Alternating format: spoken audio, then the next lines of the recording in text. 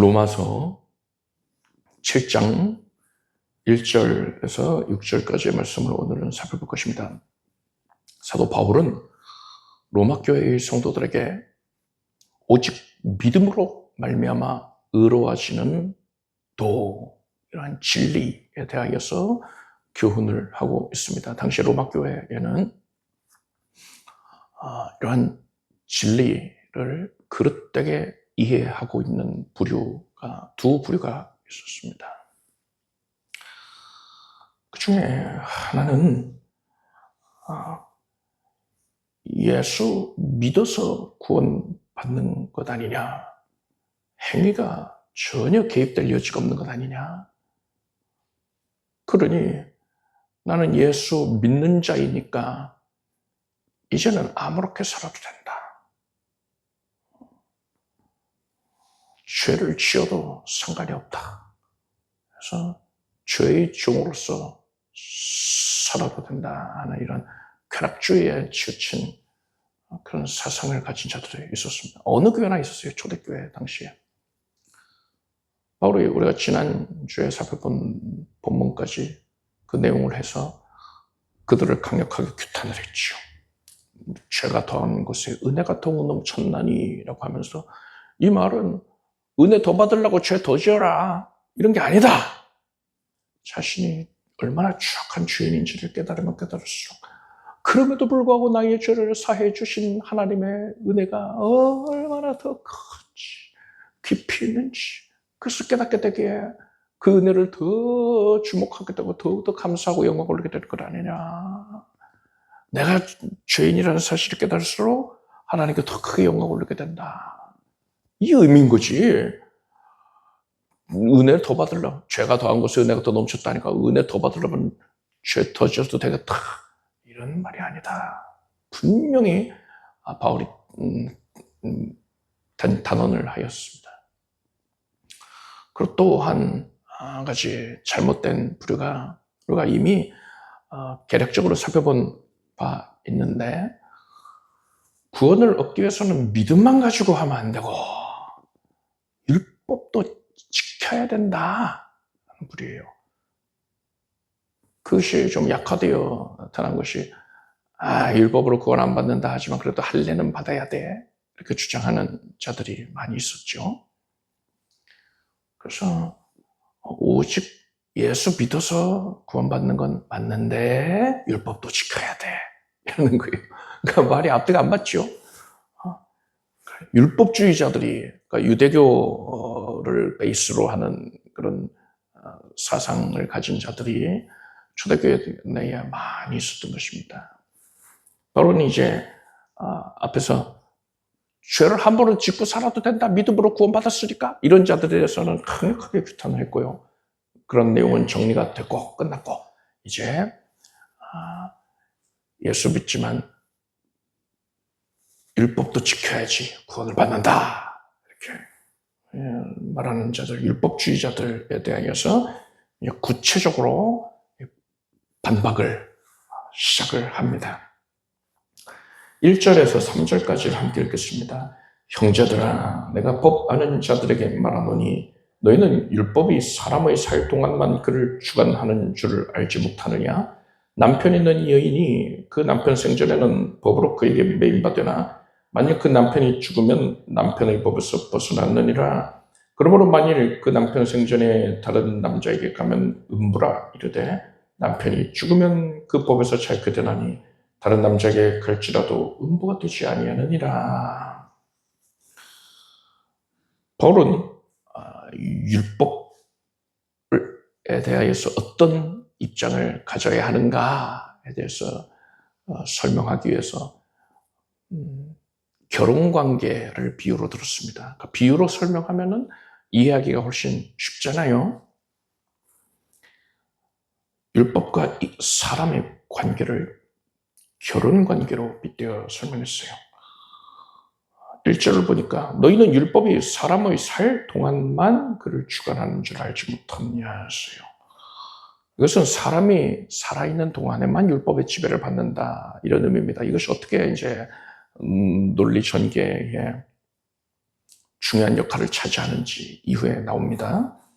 2절로 보니까 남편 있는 여인이 그 남편 생전에는 법으로 그에게 매인바 되나라고 했습니다. 사회에서 결혼은 법적인 계약입니다. 그래서 그냥 남녀가 우리 이제부터 결혼한 거야 이렇게 속국장 나면서 얘기한다고 그게 결혼으로 인정받는 게 아니라 혼인식을 하잖아요. 또 혼인 신고도 하지 않습니까? 그러니까 사회적으로 인정을 받는 거예요. 계약이 맺어지는 겁니다. 어떤 뭐 타산적인 계약 그런 게 아니라 사회적으로 약속이 이루어지는 거예요. 두 남녀 간에 약속을 체결을 하는 것입니다. 그것이 결혼이에요.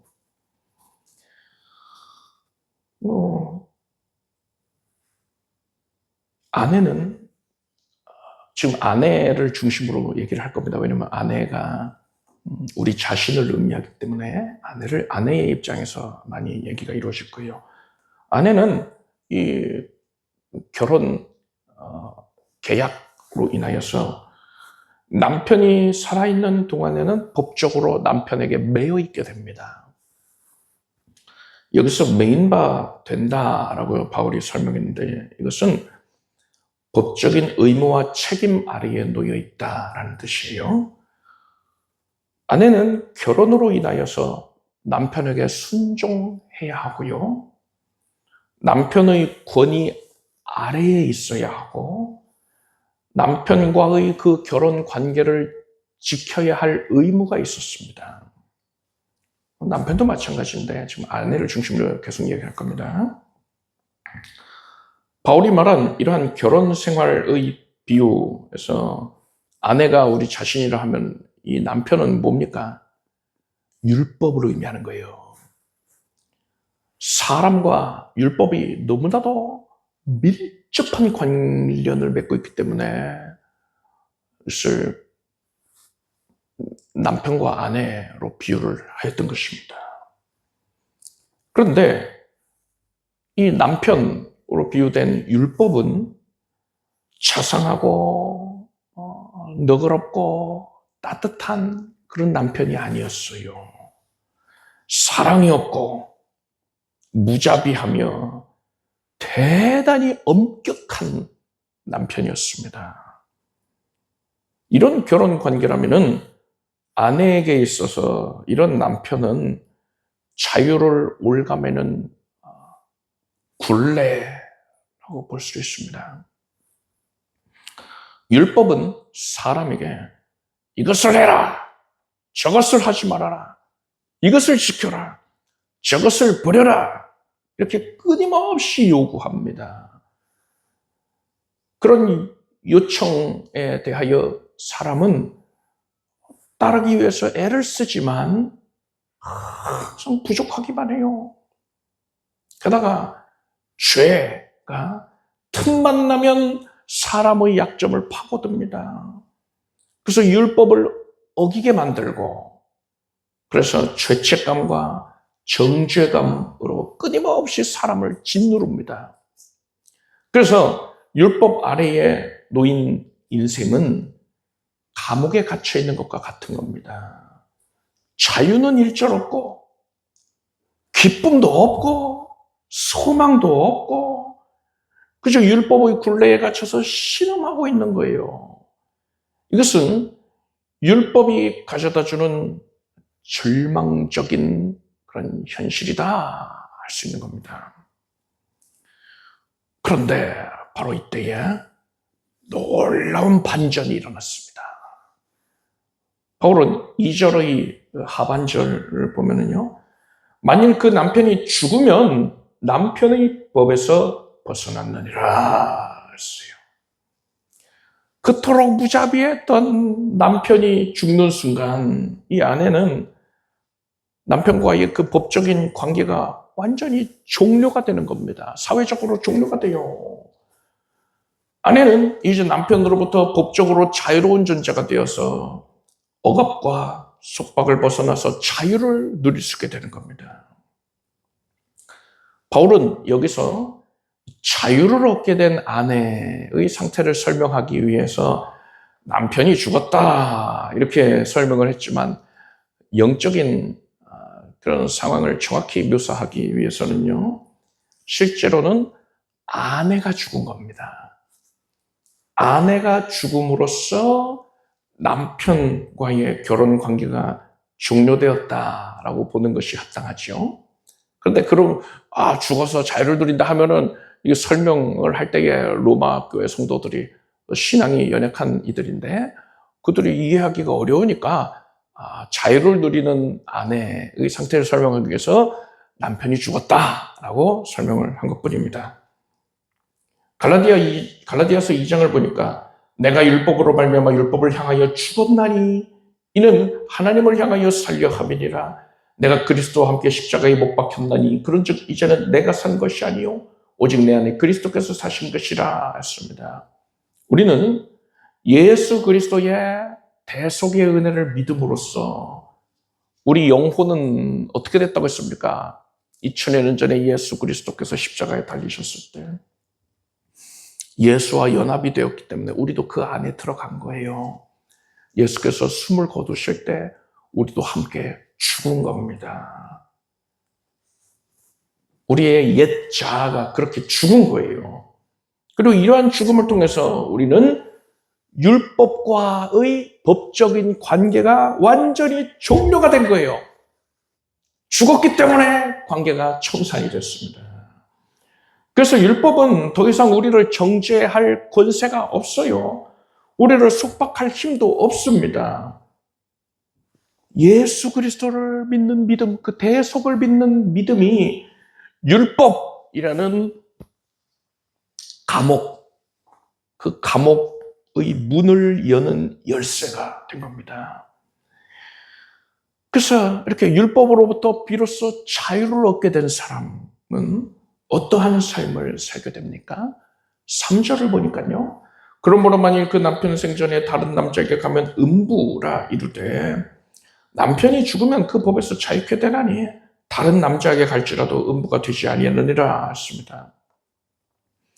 만약에 아내가 남편이 살아있는데 다른 남자에게 간다면 간음죄를 저지르는 거지요. 그렇지만 남편이 죽고 법적으로 남편과의 관계가 정리가 된 여인은 다른 남자에게 간다 하더라도 그것은 간음이 아니에요. 오히려 새로운 가정을 이루고 새로운 삶을 시작할 수 있는 기회가 열리는 겁니다. 그래서 우리는 율법이라는 옛 남편에게서 해방이 되어서 새로운 신랑이 되시는 예수 그리스도께로 나아갈 수가 있게 된 것입니다. 율법 아래에서는 죄책감과 정죄감에 시달렸지만 그리스도 안에서는 죄사함과 의롭다 하심을 얻게 된 것입니다. 율법 아래에서는 율법의 요구를 지키기 위해서 끊임없이 노력을 하지만 실패했어요. 실패의 연속입니다. 그렇지만 그리스도 안에서는요, 성령님의 능력으로 나는 비로소 하나님을 기쁘시게 해드리는 삶을 살 수 있게 되는 것입니다. 여러분, 우리의 옛 자아는 그리스도와 함께 죽음으로써 율법을 벗어나서 진정한 자유를 얻게 되었다는 사실을 깨닫기를 바랍니다. 따라서 여러분은 더 이상 죄책감과 정죄감에 사로잡혀서 신음하지 말기를 바랍니다. 이제는 신랑 되시는 예수 그리스도 안에서 하나님께서 주신 자유를 만끽하길 바랍니다. 진리를 알지니 진리가 너희를 자유케 하리라. 여러분 복음 안에서 자유하시기 바랍니다. 자, 4절 말씀을 함께 읽겠습니다. 그러므로 내 형제들아 너희도 그리스도의 몸으로 말미암아 율법에 대하여 죽임을 당하였으니 이는 다른이 곧 죽은 자 가운데서 살아나신 이에게 가서 우리로 하나님을 위하여 열매를 맺히게 하려 함이니라. 우리가 앞에서 살펴본 바와 같이 바울은 성도가 율법에 대하여 죽은 자다라고 선언을 했어요. 그리고 하나님께서 이렇게 우리로 하여금 율법에 대하여 옛 자아가 죽게 하신 것은, 이런 죽음을 우리로 하여금 옛 자아의 죽음을 경험케 하신 것은 그 이유가 무엇이냐? 우리가 죽은 자 가운데에서 다시 살아나시니 바로 예수 아닙니까? 예수 그리스도께로 우리로 하여금 나아가 하나님을 위해 열매를 맺게 하기 위함이다 했습니다. 하나님께서 우리를 구원하신 그 이유, 목적이 여기 나오는 겁니다. 이 열매에 대해서도 제가 자주 말씀을 드리지만은, 여러분, 이 열매의 실체를 잘 알아야 돼요. 이 열매의 내용물이 뭡니까? 하나님을 사랑하는 거예요. 아가페입니다, 아가페. 이 열매의 껍질, 껍데기, 포장지, 이런 것들은 다양하게 표현될 수 있죠. 하나님 주신 은사요, 하나님을 향한 그 헌신의 모양으로 표현이 될 것입니다. 내용물은 하나님을 사랑하는 것이란 말이에요. 하나님께서는 이러한 거룩한 열매를 거두시기를 원하셔서 우리로 하여금 옛 자아가 죽음을 경험케 하신 것이에요. 우리가 율법 아래에 있을 적에는 어떤 열매를 맺었습니까? 죄와 사망의 열매를 맺었습니다. 그렇지만 이제 우리는 신랑 되신 예수 그리스도 안에 거하는 자가 됐으니까요. 이제부터는 하나님께서 원하시는 그러한 거룩한 열매를 맺어야 하는 것입니다. 자, 그렇다면은 어떻게 해야지 이러한 거룩한 열매를 맺을 수가 있게 되는 겁니까? 바울은 본문을 보니까요, 4절을 보니까 죽은 자 가운데서 다시 살아나신 이에게 가서 열매를 맺으라 했어요.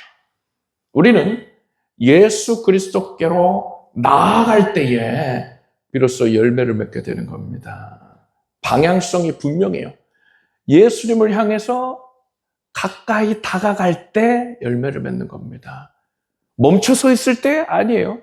뒤로 물러날 때 아닙니다. 예수님을 향해서 가까이, 더 가까이 나아갈 때 점점 열매가 맺어지는 겁니다.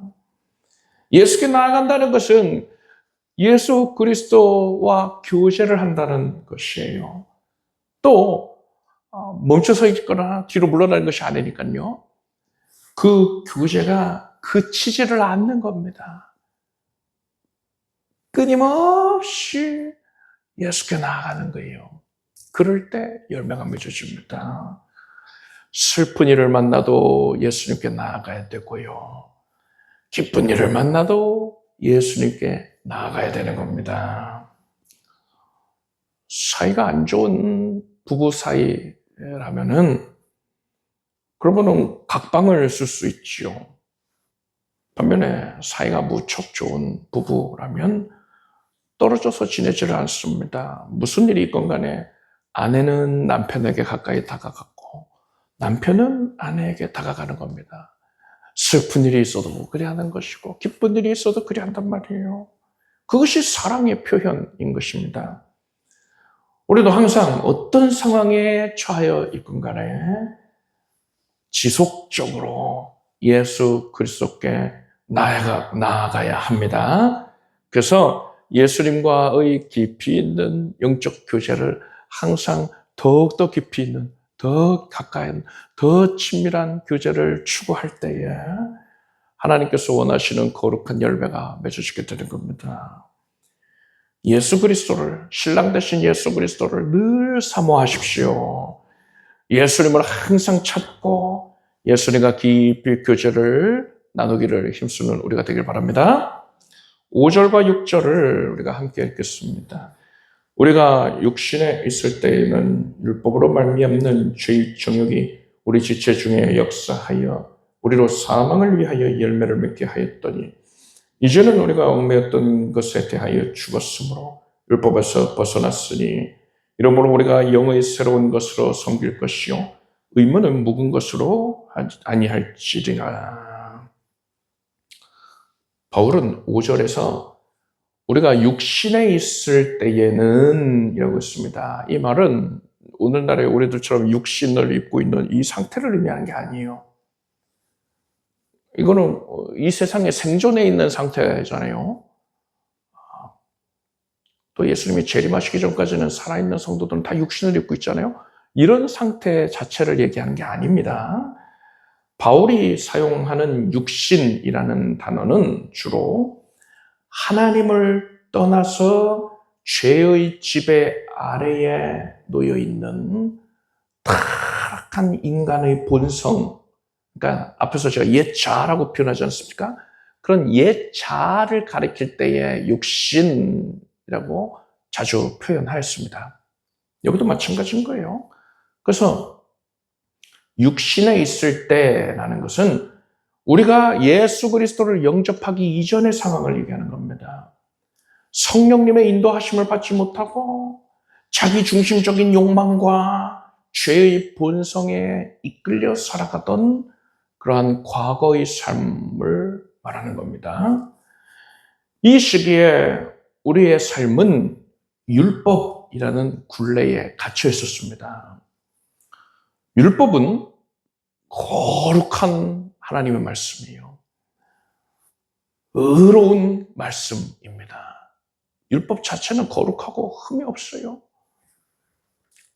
그런데 그 말씀이 죄의 권세 아래에 있는 인간에게는 족쇄가 되더란 말입니다. 율법은 죄를 깨닫게 하고 하나님의 뜻을 알게 하지만 타락한 사람에게 죄의 권세를 이길 능력을 주지는 못합니다.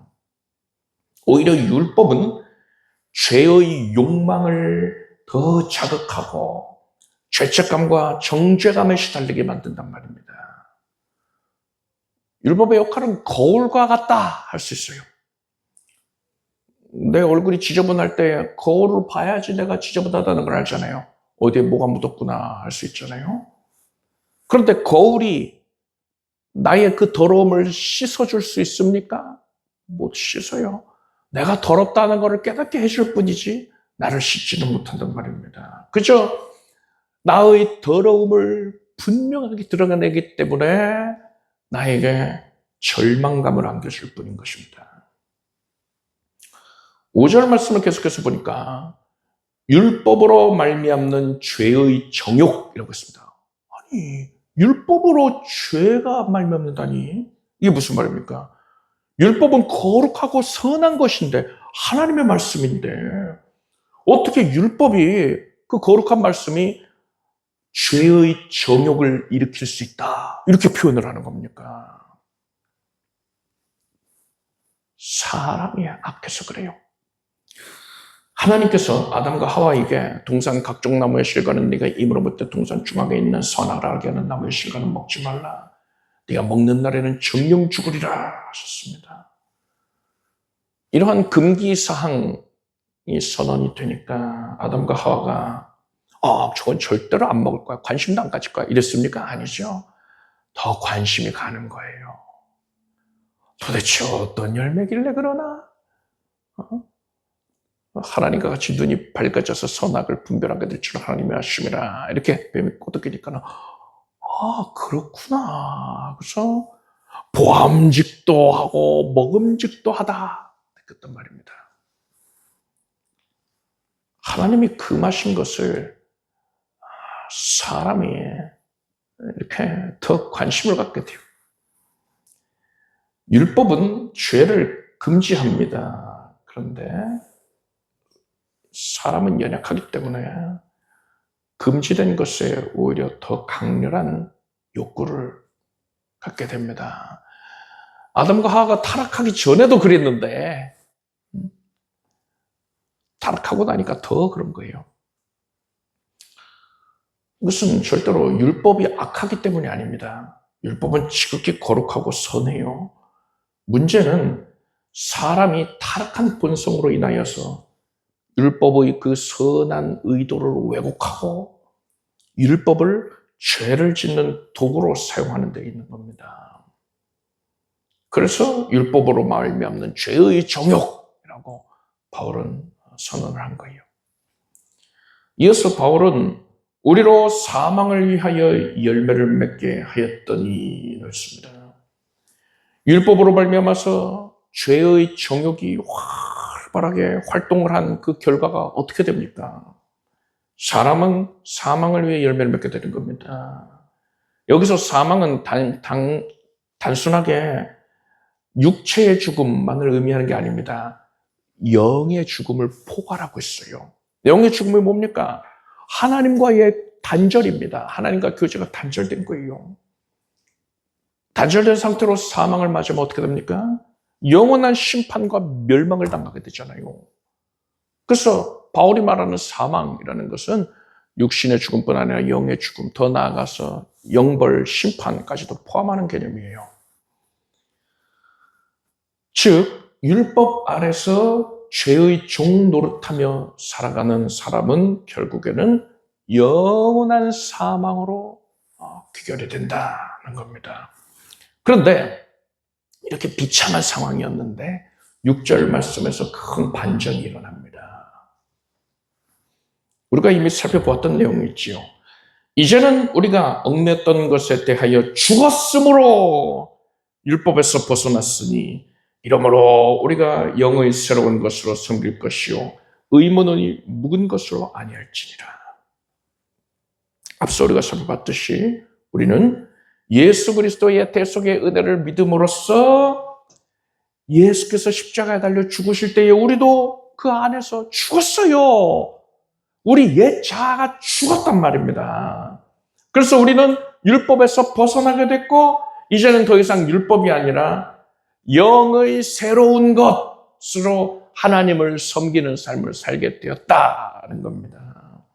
이 말씀에서 영의 새로운 것은 구체적으로 무엇을 말하는 겁니까? 무슨 율법 조항을 의미하는 게 아니고 그전에 율법 조항이 올가맸었잖아요. 그런데 이제부터는 어떠한 법을 따르고 사느냐? 사랑의 법을 따르게 된단 말입니다. 율법이 아니라 사랑의 법이에요. 예수께서 가라사대 내 마음을 다하고 목숨을 다하고 뜻을 다하여 주 너희 하나님을 사랑하라 하셨으니 이것이 크고 첫째 되는 계명이요 둘째는 그와 같으니 네 이웃을 네 몸과 같이 사랑하라 하셨으니 이 두 계명이 옳은 율법과 선지자의 강령이라 하십니다. 로마서 13장 보니까 피차 사랑의 빛 외에는 아무에게든지 아무 빛도 지지 말라. 남을 사랑하는 자는 율법을 다 이루었느니라. 간음하지 말라, 살인하지 말라, 도적질하지 말라, 탐내지 말라 한 것과 그 외에 다른 계명이 있을지라도 네 이웃을 내 자신과 같이 사랑하라 하신 그 말씀 가운데 다 들었느니라. 사랑은 이웃에게 악을 행치 아니하나니 그러므로 사랑은 율법의 완성이니라 했습니다. 또 요한일서 4장 말씀 보니까 누구든지 하나님을 사랑하노라 하고 그 형제를 미워하면 이는 거짓말하는 자니 보는 바 그 형제를 사랑하지 아니하는 자는 보지 못하는 바 하나님을 사랑할 수 없느니라. 우리가 이 계명을 주께 받았나니 하나님을 사랑하는 자는 또한 그 형제를 사랑할지니라 했습니다. 사랑의 법을 요약하자면 이렇습니다. 믿음으로 의롭게 된 자는 이제 율법으로부터 자유를 누리게 됐잖아요. 율법에 대해서 죽었으니까요. 율법 조항에서 이제 벗어나게 되는 겁니다. 그래서 이제부터는요. 대속으로 말미암아서 나를 의롭다 하여 주신, 나를 구원해 주신, 율법으로부터 해방시켜 주신 예수 그리스도가 너무나 감사해서 예수 그리스도를 사랑하며 살아가게 되는 겁니다. 하나님이 원하시는 사랑의 열매이지 않습니까? 거룩한 열매. 예수 그리스도를 사랑하며 살게 된단 말입니다. 하나님께 받은 사랑으로 말미암아 하나님을 사랑하고 하나님께 받은 사랑이 흘러넘쳐서 이웃을 향하게 된다. 그래서 하나님을 사랑하고 이웃을 사랑하라 한 이러한 하나님의 사랑의 명령을 준수하며 살게 된다. 이것이 사랑의 법이에요. 우리가 오해하지 말아야 될 것은요. 우리는 율법으로부터 이미 관계가 종료됐기 때문에 율법을 지키기 위해서 사는 게 절대 아니에요. 율법 조항은 초월을 해버렸습니다. 우리는. 하나님을 사랑해서 하나님을 기쁘시게 해드리기 위해서 사랑을 실천하는 것뿐입니다. 율법과는 관계없이 사랑을 추구하는 삶을 사는 것이고, 그러한 과정 가운데에 공교롭게도 율법 조항과 일치하는 그런 행동을 내가 할 수도 있지요. 그런데 이건 율법을 지키려고 그런 게 아니에요. 율법에는 관심을 안 가졌단 말입니다. 초월했으니까. 그저 하나님을 기쁘시게 쓰다 보니까 공교롭게도 과부와 고아를 돌보라, 이 말씀을 또 지켰다기보다는 당연히 그리하게 되었다는 말입니다. 그래서 여러분, 그리스도인은, 성도는 율법을 초월한 존재라는 걸 분명히 하시기 바랍니다. 율법을 지켜야 된다, 이런 생각하는 것 자체가 잘못이에요. 우리는 하나님을 사랑하기 위해서, 하나님의 사랑으로 이웃을 섬기기 위해서 애쓸 뿐인 것이지, 율법에 이런 조항이 있기 때문에 뭔가를 한다, 이렇게 얘기를 하면 안 되는 것입니다. 그래서 성도, 교회 다니는 사람은 선지 먹으면 안 된다면서요, 나 그렇게 들었는데, 이런 말 하면 안 되는 거예요. 율법에 얽매이면 안 돼요. 그건 복음적이지가 않습니다. 그래서 여러분은 율법 조항, 선지 좋아하면 먹고 안 좋아하면 안 먹는 거죠. 율법을 초월해서 살아는 거예요. 율법과 관계없이 사는 겁니다. 그죠? 하나님을 사랑하기 위해서, 그 사랑을 하나님을 섬기고 이웃을 섬기기 위해서 살아가는 줄로 아시기를 바랍니다. 기도하겠습니다. 하나님, 우리가 율법으로부터 자유를 누리게 해주신 것을 감사드립니다. 이제 율법으로부터 벗어나서 예수께서 원하시는 사랑의 열매, 거룩한 열매를 맺게 하여서 예수께 더 나아가게 해주시옵소서. 더 가까이, 더 깊이 예수께 나아가서 교제가 충만하게 이루어지고, 그래서 하나님이 원하시는 열매를 주렁주렁 맺게 하여 주시옵소서. 언제나 하나님을 사랑하는 마음만 앞세우고 주 예수 그리스도를 사모하는, 나의 신랑이 되신 예수 그리스도를 사모하는 마음만 살게 하소서. 예수님의 이름으로 기도드립니다. 모두 자리에서 일어나시기 바랍니다. 가슴에 손 얹고 아픔에서 손 얹고 믿음으로 기도하겠습니다. 하나님께서 거룩한 말씀으로 우리를 만나주시고, 주의 백성들이 말씀에 대한 믿음으로 하나님이 언약하신 온갖 은혜를 누리게 해주셔서 감사드립니다. 하나님의 말씀은 진리입니다. 진리로 우리를 거룩하게 하시고 지극히 정결하여 하나님의 언약이 성취되는 것을 목도하며 큰 기쁨을 누리게 하소서. 하나님의 나라가 이제 곧 임할 것인데, 예수 그리스도의 다시 오심을 성실히 예배하게 하소서. 그것을 위해서 정결한 처녀로서 예배되기를 원한다는 바울의 고백처럼 우리가 정녕 세상 가운데 마음 뺏기지 아니하고 오직 예수께 마음 향하여 날마다 예수께 더 가까이 달려나가게 하소서. 신앙이 날마다 성장하고 거룩한 열매를 풍성히 맺게 하여 주시옵소서. 하나님께서 원하시는 거룩한 삶의 모습을 드러내고 신앙의 진보와 형상을 나타내어서 하나님께 크게 영광을 올리게 하소서. 이로 하여 하나님께서 개입하시고 승리 역사하실 것을 믿습니다. 연약한 심령을 강건하게 하여 주시고 연약한 육신을 고쳐주시옵소서. 질병으로 인하여서 고통당하는 주의 백성들을 불쌍히 여기시고 지금 창조자의 손길로 주의 자녀들을 어루만져 주소서. 각별히 손을 얹고 기도하는 그 부위를 예수 그리스도의 사랑의 손길로, 치유의 손길로 만져주소서. 예수께서 나를 만지셔서 나는 고침받았습니다. 귀한 표적 가운데야 내가 생명으로 충만하게 되었습니다. 하나님께서 나를 고치셨으니 내가 기쁩니다. 주를 향한 사랑이 더하여졌습니다. 하나님, 온몸에 퍼져 있었던 모든 사망의 흔적까지도 제거하여 주소서. 생명으로 충만하고 새 힘으로 충만하여서 하나님을 섬기는 삶 살게 하소서. 적극적으로 간증하고 주께 더 가까이 나아가는 삶 살게 하소서. 하나님께서 기회를 주시고 이로 인하여서 많은 이들이 하나님의 성으로 성축하게 하여 주시옵소서. 주의 백성들이 간절하게 기도하는 말을 하나님께서 들어주시옵소서. 은혜 강권의 역사님이 많다 했으니 우리 교회의 온 성도들이 생명으로 충만할 것이며 능력으로 충만할 것이고 하나님의 함께 하심을 살며 매 순간 누리게 하여 주시옵소서. 닫혀있던 문들은 활짝 열려질지어다. 큰 기적을 체험하게 될지어다. 오래도록 기도하였던 제목들이 하나님의 성실히 응답하시는 섭리를 쫓아서 다 응답될지어다. 예수님의 이름으로 기도드립니다. 믿은 대로 될지어다. 하나님께 박수 드리겠습니다. 자리에 앉으십시오. 준비하신 예물을 하나님께 정성된 마음으로 드리겠습니다. 드리신 예물을 위해 축복 기도하겠습니다. 하나님을 사랑하는 마음으로 주께 더 가까이 나가는 마음으로 예물을 올렸습니다.